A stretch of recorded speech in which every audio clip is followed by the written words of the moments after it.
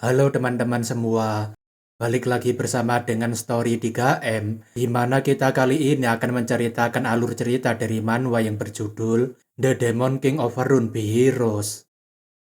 Baiklah, tidak perlu berlama lagi, langsung saja kita masuk ke dalam alur ceritanya.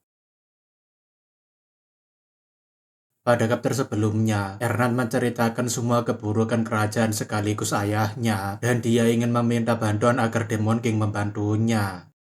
BRJ jelas saja menanyakan apakah dia serius dengan perkataannya itu, dan Ernan mengatakan memangnya bukti apa lagi yang ingin dia tunjukkan.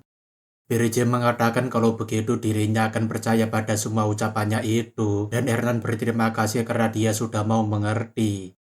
Akan tetapi Nairuniel yang melihatnya dari kejauhan tentunya langsung ngiler, sambil menanyakan apa yang baru saja mereka berdua lakukan.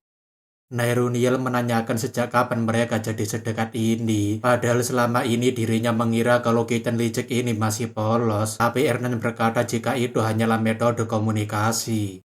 Nairuniel menanyakan apakah maksudnya itu adalah komunikasi antar tubuh yang biasanya dilakukan pasangan suami istri kalau mereka sedang berantem. BRJ mengatakan kalau memang dia seserius itu mengatakannya, maka mereka akan melanjutkan lagi pembicaraannya nanti setelah mereka kembali ke tower, dan Ernan berkata baiklah.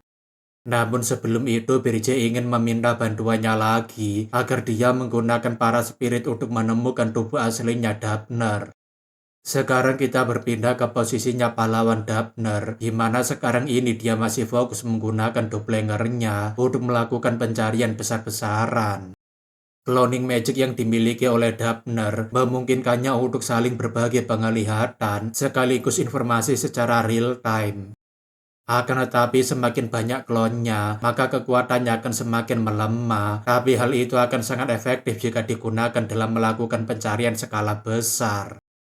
Dapner mengatakan Tower Demon King setidaknya memiliki tinggi 50 meter, tapi bagaimana bisa tidak ada bayangan tower itu di seluruh area ini? Berdasarkan dari perkataannya Wardon dan juga Hilan Kargil, mereka telah memperhitungkan rutenya, sekaligus timing ekspedisi pahlawan dengan memakai caranya. Dapner sangat yakin kalau seharusnya lokasinya berada di sekitar sini, tapi entah mau seberapa keras dirinya berkeliling mencarinya, dirinya tidak menemukannya sama sekali. Dapner berpikir apa yang sebenarnya terjadi, kenapa dirinya tidak menemukan apapun di sini, dan bersamaan dengan itu, salah satu klonnya tiba-tiba mati terbunuh. Jelas saja Dapner sangat terkejut karena seharusnya tidak akan ada yang bisa menemukan klonnya, kecuali dia adalah seekor monster yang memiliki level tinggi. Namun sungguh sangat disayangkan, puluhan klon yang disebarkan oleh Dapner ke berbagai arah perlahan mulai mati, seolah-olah mereka sudah digabung dari berbagai arah. Di samping itu, Kruto melaporkan kalau mereka sudah berhasil menemukan sekaligus membunuh klonnya, tapi entah kenapa seorang pahlawan 10 star bisa selemah ini. BRJ mengatakan itu karena dia menggunakan klon dan kekuatannya terbagi, jadi sebaiknya dia terus menghabisi para klon itu sebelum mereka berkumpul menjadi satu. BRJ berpikir kalau dirinya masih memiliki banyak poin energi demonik, jadi setelah dirinya menghabisi para klonnya, dirinya akan menangkap dan menjadikan Dapner sebagai bawahannya. Jika dirinya mampu mengendalikan Dapner sebagai mata-matanya, maka dirinya bisa mengendalikan informasi seluruh dunia sesuai dengan keinginannya. Namun bersamaan dengan itu, Gordon melaporkan kalau ada situasi yang cukup mendesak, dan BRJ menanyakan memangnya apa masalahnya. Gordon memberitahu kalau Mana Phantom menunjukkan keadaan yang sangat aneh karena alat itu tiba-tiba bekerja sangat keras sampai-sampai mungkin bisa meledak kapan saja. Bersamaan dengan itu juga sistem memberitahu kalau tower mengalami overload yang membuat penggunaan kemampuan invisibility memerlukan 100 poin energi demonik per detiknya. Jelas saja BRJ sangat terkejut karena itu berarti poin demoniknya akan bocor dan Dapner akan menemukan towernya sebelum dirinya menangkapnya. Gordon juga melaporkan kalau dirinya tidak bisa membantunya di luar karena sekarang ini towernya sedang digabung oleh banyak klon. Dapner yakin kalau perhitungannya tidak salah, jadi Tower Demon King pasti berada di sekitar sini dan dirinya pasti akan menemukannya.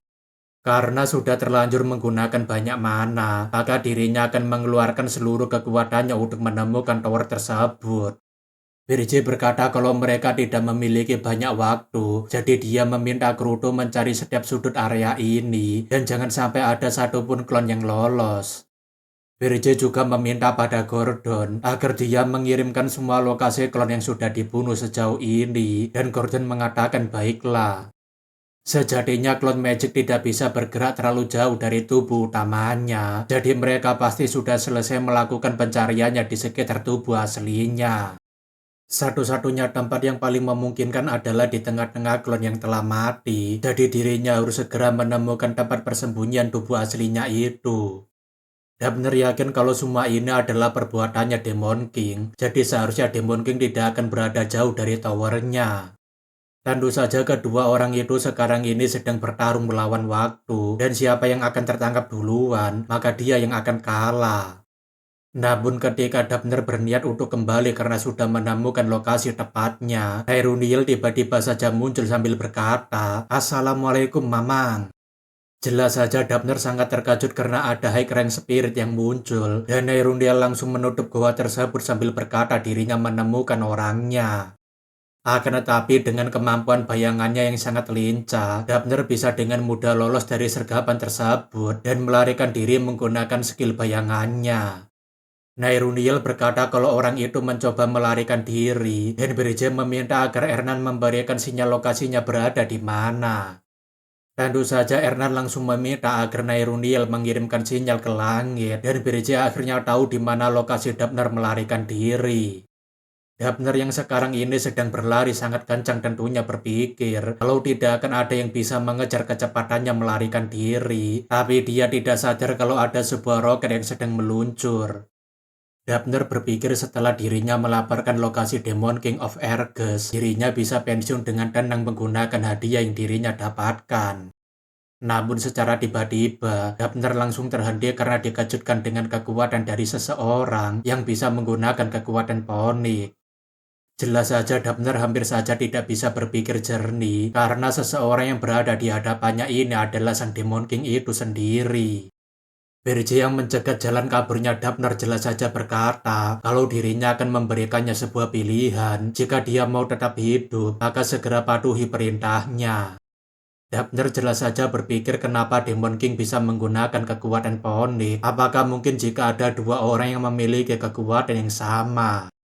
Dabner mendengar kalau kekuatan ponik itu dimiliki oleh Pale, orang terdekatnya Hilan Kargil. Jadi kenapa Demon King of Erges bisa memilikinya?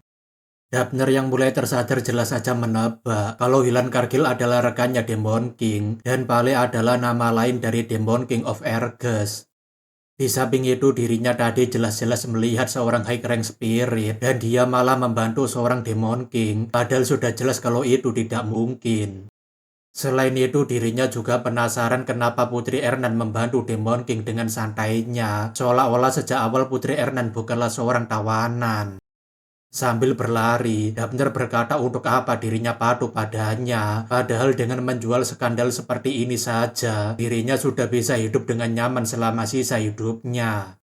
Untuk sekarang ini Dabner hanya perlu memikirkan cara untuk kabur dari sini, tapi bersamaan dengan itu dia dikejutkan dengan warna langit yang tiba-tiba berubah. BRJ mengatakan kenapa dia bodoh sekali, padahal dirinya sudah memberikannya kesempatan, tapi dia malah berpikir untuk melarikan diri darinya.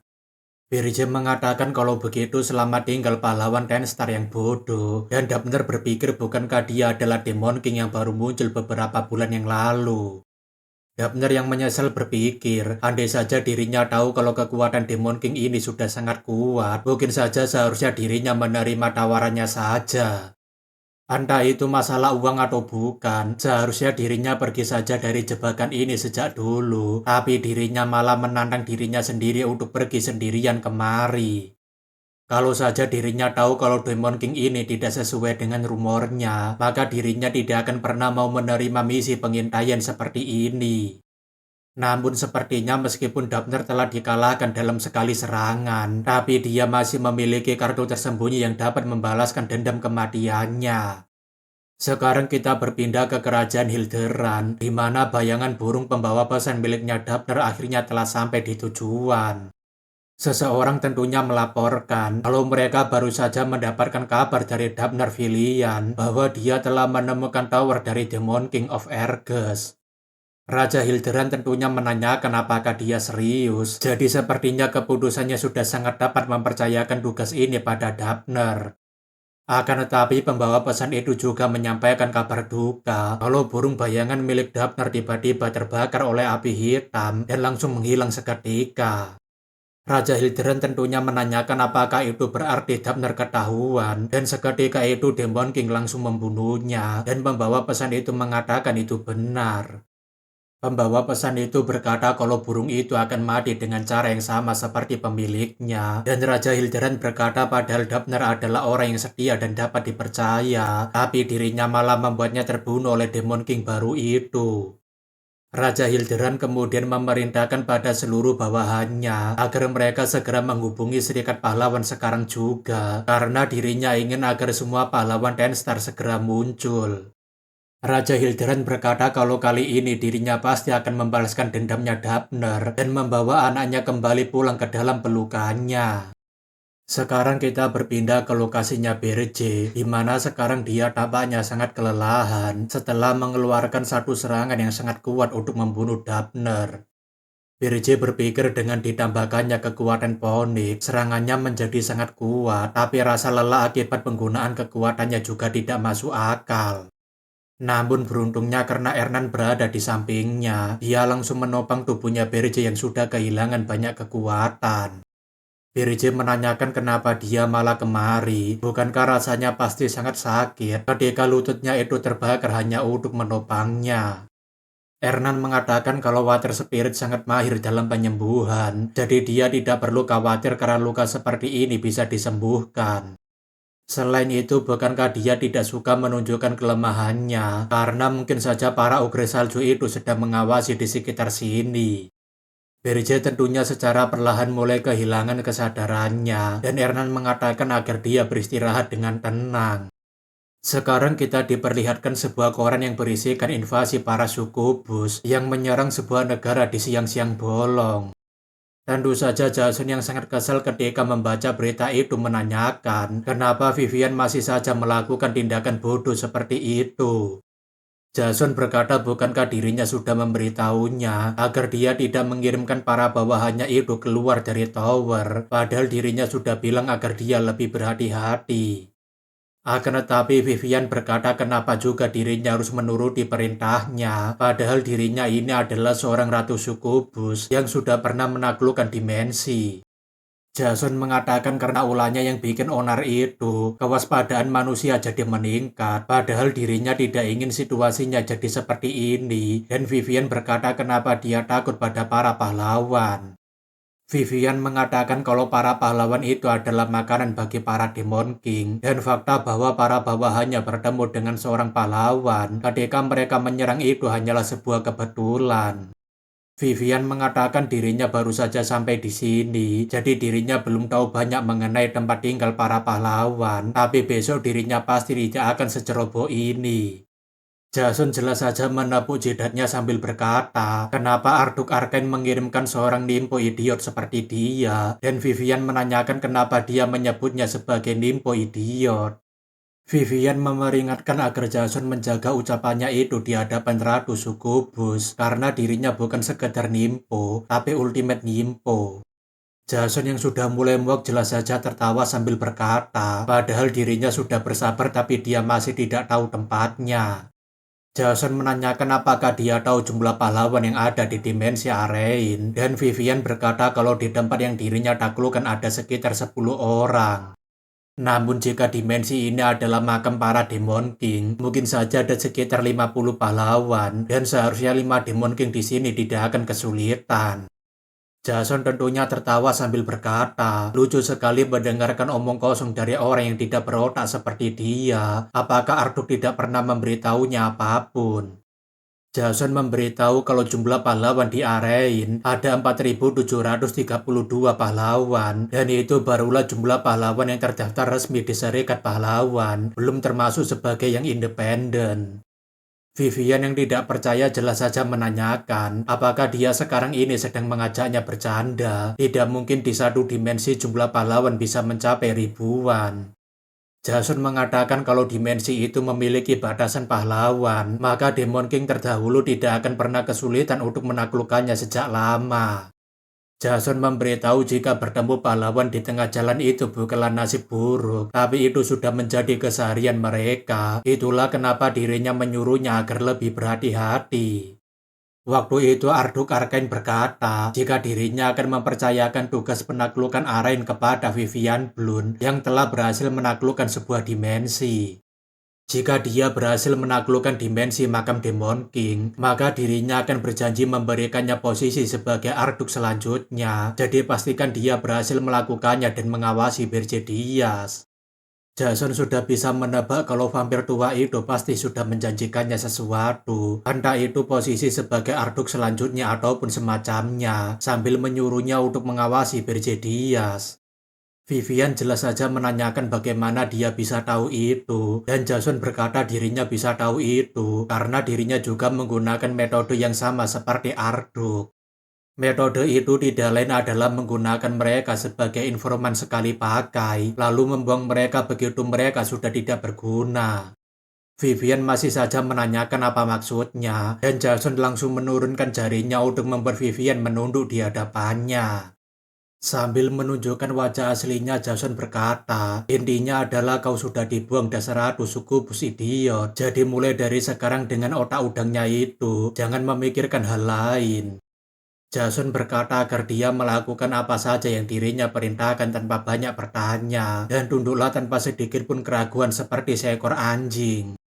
Jason menanyakan apakah dia sekarang sudah mengerti, dan Vivian tanpa banyak berbasa-basi hanya bisa berkata, dirinya mengerti tuanku, seperti orang yang sudah dicuci otaknya. Beberapa saat kemudian setelah suasananya kembali tenang, Jason masih memikirkan sesuatu yang sangat mengganggu pikirannya, lebih dari suku bus idiot barusan. Tentu saja itu dikarenakan sebuah berita mengenai kematian Dapner Villian yang meninggal akibat serangan Demon King of Erges dan sekarang digantikan oleh Wharton. Akibatnya Demon King of Erges sekarang memiliki julukan baru, yaitu Demon King of Blazing Fire, dan Serikat Pahlawan berjanji akan mendukung penaklukannya demi bisa membalaskan kematian Dapner. Jason berpikir sekarang dunia jadi gemetar ketakutan, dan ini bukanlah sesuatu yang dirinya inginkan, jadi dirinya selalu mencoba untuk mengendalikan situasinya. Vivian Blunt sebenarnya bukanlah masalah yang besar untuknya, karena dirinya bisa dengan mudah memanipulasinya agar tidak mencari perkara lagi. Masalah terbesar yang sebenarnya adalah Berje Diaz, sang Black Flame Dragon yang sangat arogan, padahal sebenarnya dirinya ingin sedikit membantunya. Awalnya dirinya ingin membiarkannya sementara waktu, tapi karena dia sudah sampai sejauh ini, maka mau tidak mau dirinya harus segera membereskan Demon King yang satu ini. Sekarang kita berpindah ke tempatnya Berje, di mana dia akhirnya terbangun dari pingsannya, dan dia menanyakan sekarang dirinya berada di mana. Hernan yang sekarang ini sedang memasak tentunya menanyakan apakah dia mau mencoba sup buatannya, dan Berje menanyakan memangnya dia membawanya kemana. Hernan mengatakan kalau mereka sekarang berada di lantai keempat dan dirinya telah mendekorasi tempat ini supaya bisa dirinya tinggali. Berje menanyakan bagaimana caranya dia membawanya pulang kemari, dan Hernan mengatakan agar dia tidak perlu khawatir karena tidak ada seorang pun yang melihatnya kemari. Hernan memberitahu ketika Gordon pergi keluar, dirinya menyelinap masuk melewati jendela lantai 5. Bahkan ini belum ada 10 menit sejak mereka kembali ke tower. Berje menanyakan bukankah seharusnya dirinya pingsan karena kelelahan, tapi kenapa justru sekarang ini dirinya merasa kalau tubuhnya sekarang ini mengalir banyak sekali kekuatan. Nairuniel berkata dirinya membagikan mananya padanya, dan Berje menanyakan kenapa seorang spirit mau membagikan mananya untuk memulihkan seorang Demon King. Nairuniel berkata kalau bukan karena Hernan yang memintanya untuk membantunya, mungkin saja dia tidak akan pernah bangun sampai besok. Namun dalam pikirannya, Nairuniel hanya ingin membangunkan Berje karena dia penasaran dengan adegan selanjutnya setelah dia menyentuh dada dan memeluknya. Birje berpikir jika Demon King menunjukkan kelemahannya, maka itu akan menyebabkan masalah. Jadi dia meminta Ernan agar menjaga rahasia ini baik-baik. Birje berkata kalau dia sampai membocorkannya, tapi Ernan langsung memotongnya sambil mengatakan dirinya paham itu, tapi sebaliknya dirinya memiliki satu syarat. Birje menanyakan memangnya persyaratan apa itu, dan Ernan mengatakan agar dia mengabulkan satu permintaan darinya nanti, dan Birje berkata asalkan permintaannya itu masuk akal. Namun bersamaan dengan itu, Gordon melaporkan kalau ada masalah yang sangat serius, dan Birje berkata laporkan saja apa yang sedang terjadi. Gordon mengatakan saat ini kerajaan Hilderan mengumumkan bahwa mereka telah menemukan lokasi tower mereka dan saat ini mereka sedang melakukan hero journey kembali. Gordon memberitahu kalau ini adalah berita koran yang dikirimkan oleh Hilan Kargil dan di sana tertulis kalau itu adalah misi terakhir dari Dapner sebelum mati. Birje berpikir tempat ini tidak ada yang namanya magic komunikasi seperti di alam demon. Jadi dirinya berpikir kalau burung merpatinya pasti akan mati kalau Dapner juga mati. Kalau memang laporannya sudah masuk sebelum Dapner terbunuh, maka itu artinya identitasnya sebagai Pale masih belum terbongkar. Di samping itu, Ernan tampaknya mengalihkan perhatiannya pada suatu berita mengenai seorang wanita yang memiliki perawakan yang cukup mirip dengannya. Gordon juga melaporkan kalau Hero Journey akan mengumpulkan seluruh pahlawan Ten Star dan rumornya ini akan menjadi ekspedisi pahlawan terbesar sepanjang sejarah. Sampai persiapan mereka selesai, setidaknya akan membutuhkan waktu 6 bulan dan BJ berpikir waktu 6 bulan tidak akan cukup untuk menghentikan para pahlawan. Terlebih lagi jika banyak pahlawan Ten Star yang terlibat, maka trik licik seperti salju longsor dan sebagainya tidak akan berguna sama sekali. Pada akhirnya ratusan pahlawan akan sampai di tower dalam kondisi primanya dan hanya dalam waktu 6 bulan saja dirinya tidak akan sempat memperkuat towernya. Birje berpikir apakah dirinya akan mati setelah dipermainkan seperti dulu dan tidak akan sempat membalaskan dendamnya kepada para pahlawan. Birje yang mulai panik berpikir pasti ada cara untuk mengatasi masalah ini, tapi memangnya bagaimana caranya dirinya bisa menghentikan mereka. Namun secara tiba-tiba Ernan berkata dirinya tahu sebuah cara dan itu adalah sesuatu yang hanya bisa dilakukan oleh bawahan Demon King yang sangat mahir yaitu Dark Spiritist. Birje tentunya tersenyum kecil sambil berpikir nama itu memang terdengar sangat konyol tapi entah kenapa nama kekanak-kanakan itu membuat rasa tegangnya menghilang. Birje meminta maaf karena telah menyebabkan kekhawatiran tanpa alasan yang tidak perlu. Jadi mari kita adakan rapat strategi untuk menentukan langkah selanjutnya. Birje berpikir kalau dirinya tidak akan hancur sebelum dirinya membalaskan dendam kepada para pahlawan yang telah mempermainkan dan membunuhnya. Namun secara tiba-tiba, Ernan mengatakan kalau cara untuk menghentikan Hilderan Hero Journey adalah dengan cara menculik adiknya yaitu Elena. Jelas saja Birje jadinya sangat tercengang karena putri gila ini malah memintanya untuk menculik adiknya sendiri dan dia menanyakan apa yang baru saja dia katakan.